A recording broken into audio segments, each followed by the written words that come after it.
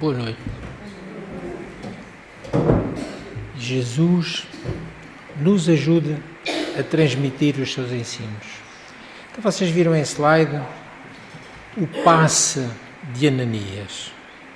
Vamos ver como nós chegamos lá.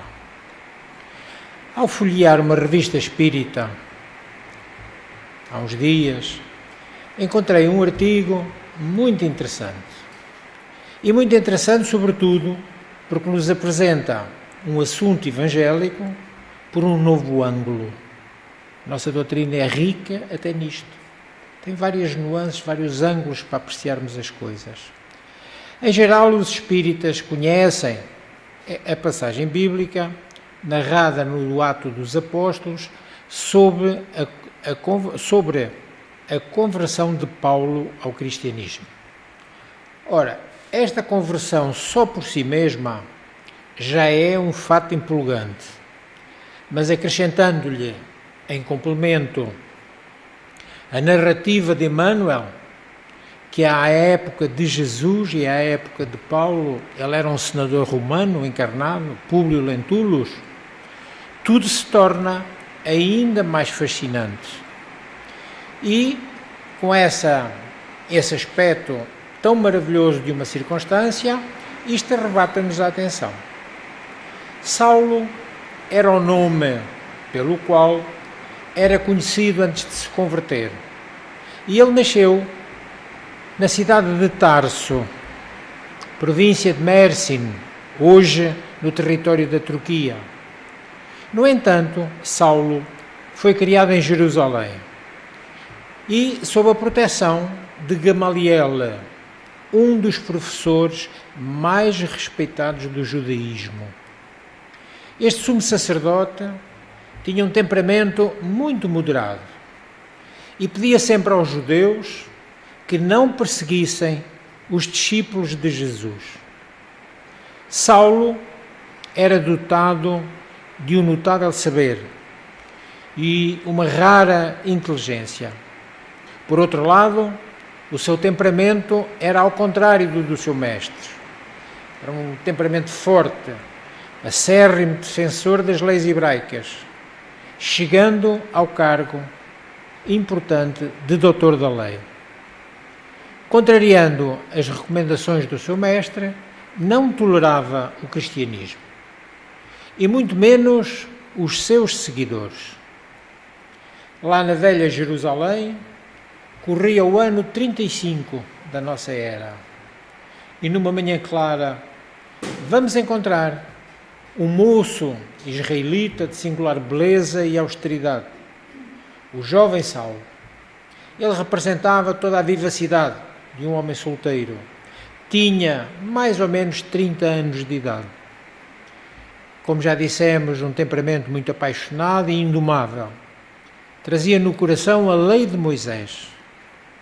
Trajava a túnica do patriciado, falava de preferência o grego, língua à qual se afeiçoara na sua cidade natal, Tarso, e também no convívio com os seus mestres amados.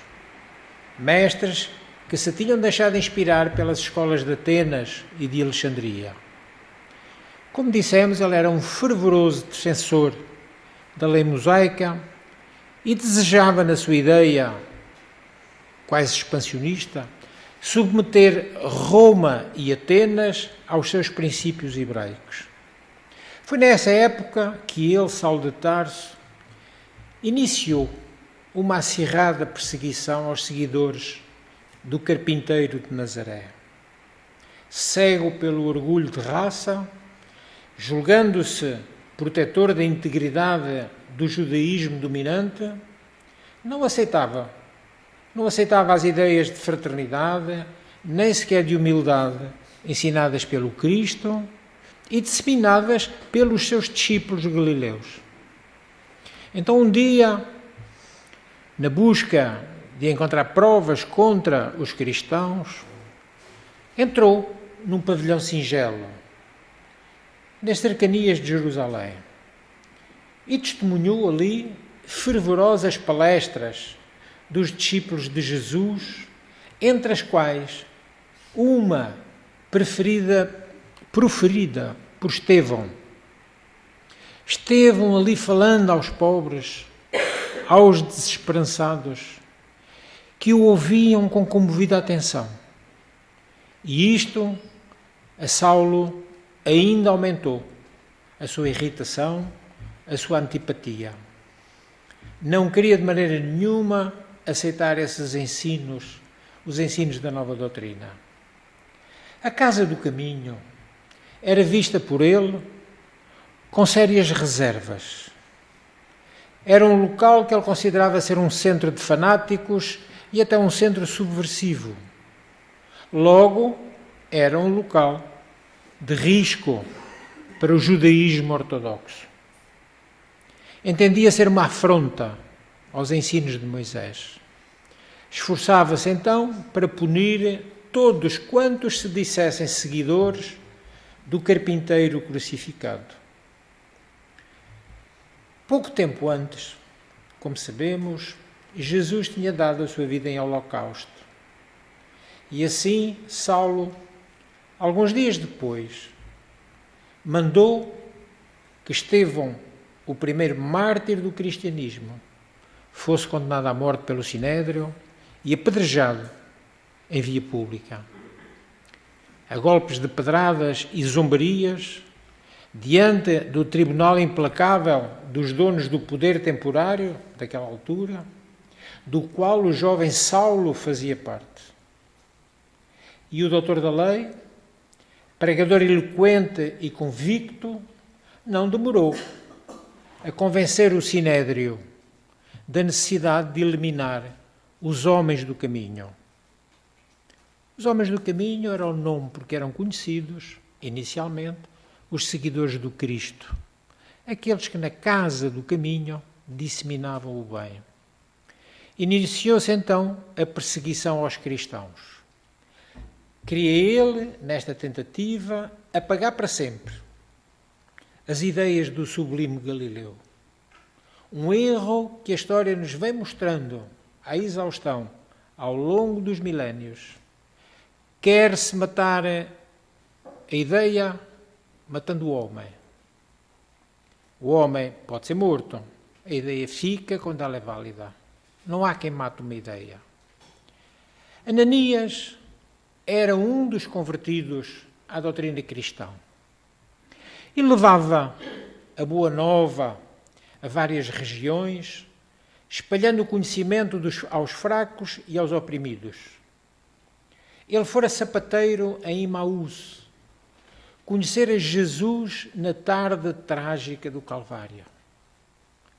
Ele tinha saído de Imaús para Jerusalém a fim de assistir às comemorações da Páscoa e encontrar a cidade tomada por invulgar movimento. Acompanhou o drama pungente de Jesus pelas ruas da Cidade Santa. Condoendo-se da sua marcha tão penosa, e seguiu o cortejo até ao Monte do Calvário. Do alto da cruz, já crucificado, Jesus lançou-lhe um olhar inesquecível. Era um chamado, um convite. E teve notícias, 3 dias depois, da aparição do Mestre. E foi quando foi em busca de Simão Pedro, para conhecer melhor a personalidade daquele homem que lhe tinha lançado um olhar desesperado. Aceitou de imediato o Evangelho, retornou a Imaús, dispôs de todos os seus bens e volta a Jerusalém, associando-se aos apóstolos galileus nas primeiras atividades da Casa do Caminho. Viveu em Jerusalém algum tempo, ia de bairro em bairro na sua missão de divulgador. Deixando aquelas terras, estacionou por diversas aldeias, pregando as verdades de Jesus Cristo, até que um dia decidiu rumar para Damasco, na Síria. E foi numa dessas viagens que em casa de Zacarias, na estrada de Jerusalém para Jope, que teria influenciado Abigail, a ex-noiva de Saulo. E ele, diante de uma pregação tão convicta, levou a que esta jovem aceitasse a nova revelação, tornando-se cristã. Abigail, que jazia triste e desalentada devido à morte de seu irmão, pois Estevão era seu irmão, em contacto com a nova mensagem, ampliou os seus horizontes ao compreender que o reino de Deus não é neste mundo. Saulo, ao saber que Ananias tinha sido responsável pela mudança de comportamento da sua ex-noiva, Saulo enfurece-se ainda mais quanto à doutrina de Jesus, prometendo a si mesmo nunca mais dar tréguas aos cristãos. É então que ele recorre ao sumo sacerdote para pedir autorização com a finalidade de ir a Damasco prender homens e mulheres que se declarassem seguidores da nova seita. Mas, no fundo, o seu verdadeiro objetivo não declarado era prender, punir Ananias. Não foi difícil convencer o Sinédrio, sendo então investido dos poderes necessários para cumprir o seu intento. E rapidamente ele ruma para Damasco, onde, segundo informações, estaria Ananias, o velho pregador do cristianismo. Seguido por uma pequena caravana, apenas 3 soldados, Jacó, Jonas e Demétrio, saiu de Jerusalém, a caminho da extensa planície da Síria. Saulo seguia pensativo. Meditava, sobretudo sobre a serenidade do jovem Estevão, que se entregou ao martírio sem nenhuma queixa, por amor ao sublime crucificado. E em dado instante, quando ele mal despertara destas angustiosas cogitações, sentiu-se envolvido por luzes diferentes da tonalidade do sol. Uma luz mais intensa que a luz do sol. Essa luz banhou-lhe os olhos deslumbrados. E diante de tal situação foi tomado por inevitável vertigem e tombou da montada sobre a areia escaldante. Viu então surgir a figura de um homem de majestosa beleza, dando-lhe a impressão de que descia do céu ao seu encontro. Os olhos compassivos, emanados de simpatia e amor, iluminavam a sua fisionomia, que, embora grave, era muito terna. O doutor de Tarso contemplava-o agora com profundo espanto, quando, numa inflexão de voz inesquecível, o desconhecido falou-lhe: Saulo, Saulo, por que me persegues? E aquele moço de Tarso postou-se instintivamente de joelhos diante daquele vulto que ele já considerava divino. Abalado por toda aquela situação inesperada, tenta reagir, querendo saber a origem daquela figura e daquela voz. Interrogou em voz trêmula: Quem sois vós, Senhor? Aureolado de uma luz balsâmica e num tom inconfundível de doçura, o Senhor respondeu: Eu sou Jesus, a quem persegues. Duro é para ti recalcitrar contra os aguilhões. Saulo, atônito e assustado, apercebe-se agora da sua fragilidade ante aquele interlocutor que ele perseguia. E num ato de extrema humildade, só encontra uma frase para exprimir o que lhe ia na alma: Senhor, que queres que eu faça? E o Senhor respondeu-lhe: levanta-te, entra na cidade, lá te será dito o que te convém fazer. Saulo fica temporariamente cego. Conduzido para Damasco, dar-se-á o encontro com Ananias.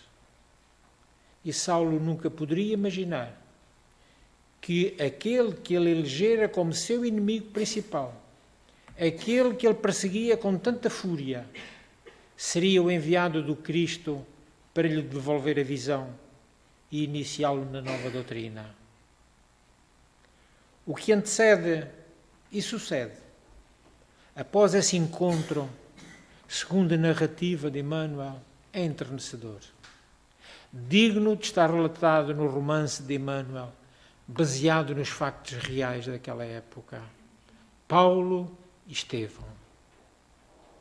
E Jesus, em visão, em aparição, aparece ao seu discípulo Ananias, que morava em Damasco, e diz-lhe: Ananias, o discípulo humilde prontamente respondeu: Senhor, eis-me aqui. Levanta-te e vai à rua chamada direita, pergunta em casa de Judas por um homem de Tarso chamado Saulo, pois ele está orando. Enquanto isto, também numa outra visão, Saulo vê que entra um homem chamado Ananias e que, impondo as mãos sobre ele, para que voltasse a ver. Se pensarmos bem, um plano muito bem estruturado, uma concepção somente atribuída àquelas que são as inteligências angelicais. Ananias, por um momento, resolve contestar as ordens de Jesus, argumentando: Senhor, a muitos ouvi acerca deste homem, quantos males tem feito aos teus santos em Jerusalém. E aqui ele tem o poder dos principais sacerdotes para prender os que invocam o teu nome. Disse-lhe, porém, Jesus: vai, porque este é para mim um vaso escolhido para levar o meu nome diante dos gentios, diante dos reis e diante de todos os filhos de Israel.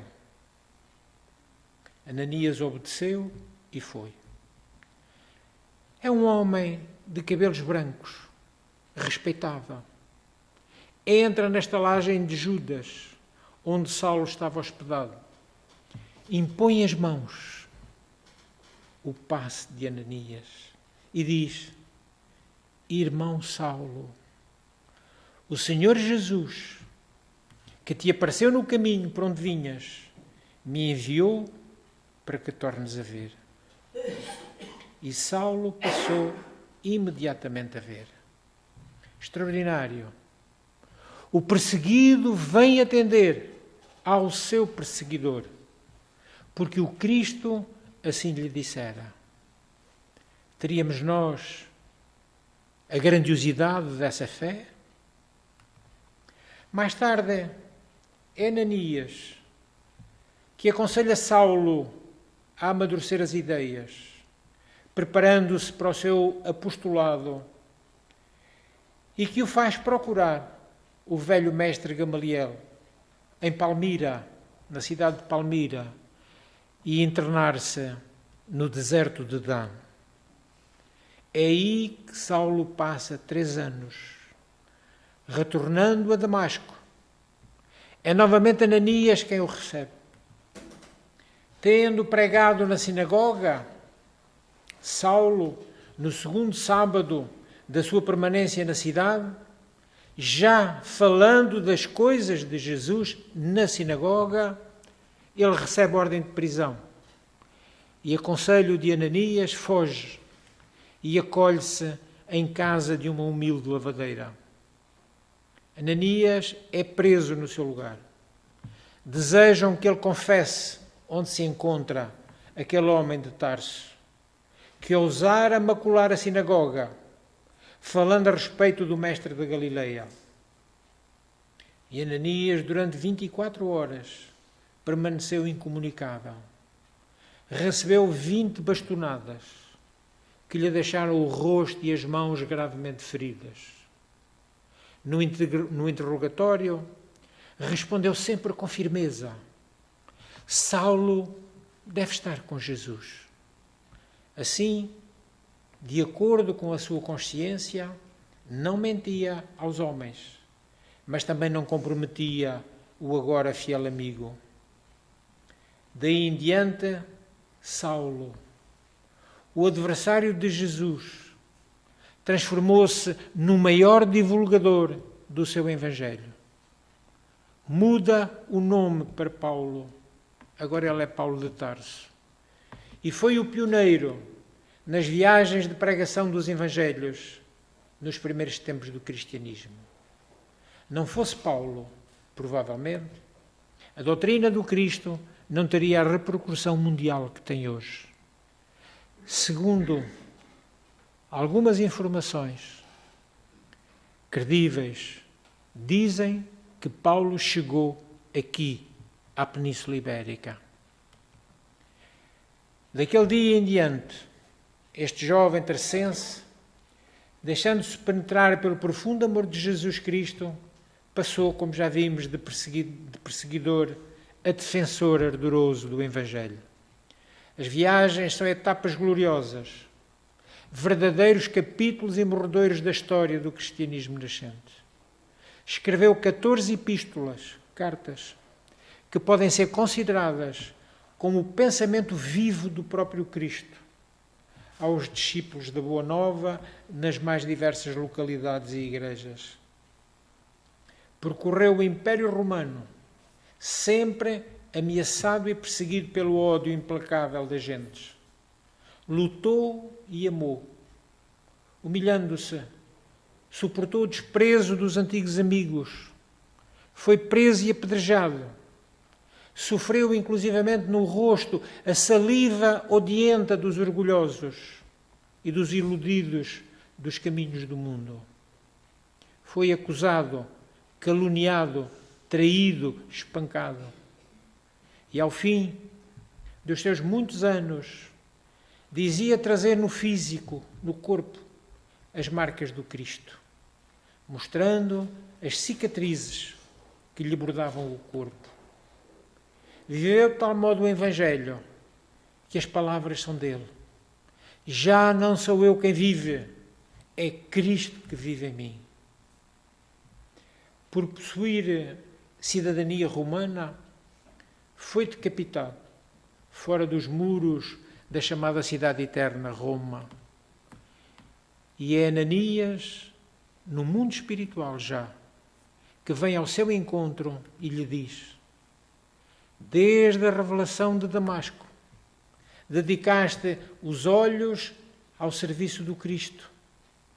Contempla agora, não com os teus olhos do corpo, mas com os teus olhos espirituais, as belezas da vida eterna, para que possamos partir ao encontro do nosso Mestre amado. Esta narrativa oferece-nos duas grandes lições.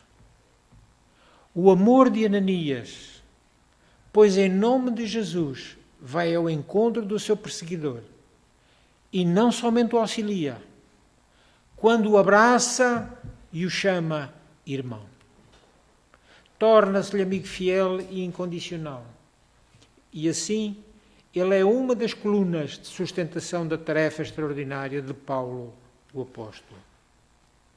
A outra lição a ser aprendida por nós, todos nós, que abraçamos a doutrina espírita, é não desprezarmos ninguém. Não desprezarmos ninguém devido a preconceitos. Preconceitos que apenas nos vão obscurecer a razão e vão endurecer as fibras da nossa alma. E se por um acaso alguém não crê na terapia do passe magnético, medite no passe de Ananias, que recupera a visão de Saulo. 3 curiosidades. Primeira, Paulo significa pequeno. deixou o sal grande e quis ser o Paulo pequeno, pequeno de nome, mas grandioso de alma. Segundo, foi em Antioquia que pela primeira vez os seguidores de Jesus foram chamados cristãos. Até então eram conhecidos, como já dissemos, os homens do caminho. E a ideia partiu de um evangelista, Lucas, que foi companheiro de algumas das viagens de Paulo de Tarso. E terceiro, a palavra caridade foi cunhada por Paulo de Tarso. E o seu significado é amor em ação. Saulo, tomando todos os ensinamentos amorosos de Jesus, os sintetizou nessa palavra, caridade. Procurou as pessoas que diziam seguir Jesus, mas não saíam de suas casas. Nada faziam para melhorar a situação do mundo e convidou-as ao trabalho pelo bem do próximo, a caridade. Com tal atitude, Paulo de Tarso inaugurou na terra verdadeiramente a era da caridade. Simão Pedro, todos os dias, bem cedo, abandonava a casa do caminho para ir de porta em porta pedir alimentos e agasalhos. Então, ouvimos um apelo no início do nosso trabalho. Voluntários para irem a um mini mercado recolher os alimentos, como o bom Simão Pedro fazia. Mas Paulo, agora também já na casa do caminho, percebia que Pedro saía cedo e regressava tarde, na ânsia de buscar coisas materiais para doar àqueles que tinham necessidades. E Saulo percebia-se que a preocupação estava mais a incidir nas coisas materiais. E é quando ele decide começar a alimentar as almas das coisas espirituais. Fica pregando lá, nessa que eu considero o primeiro centro espírita do mundo, a Casa do Caminho. E depois Kardec funda a segunda em Paris, a Sociedade Parisiense Espírita. Então, meus irmãos, tivemos uma narrativa empolgante, que ela, pelo menos, nos faça sentir o quanto somos devedores, não só a Jesus, mas a todos estes grandes homens que ao longo da história da humanidade vêm impugnando pelo cristianismo, pela doutrina do Cristo. Não o catolicismo, o cristianismo. Porque o catolicismo é a doutrina dos homens. O cristianismo é a doutrina do Cristo. Então que Ele continue abençoando-nos, sobretudo nesta noite tão tranquila. Pela vossa atenção, muito obrigado.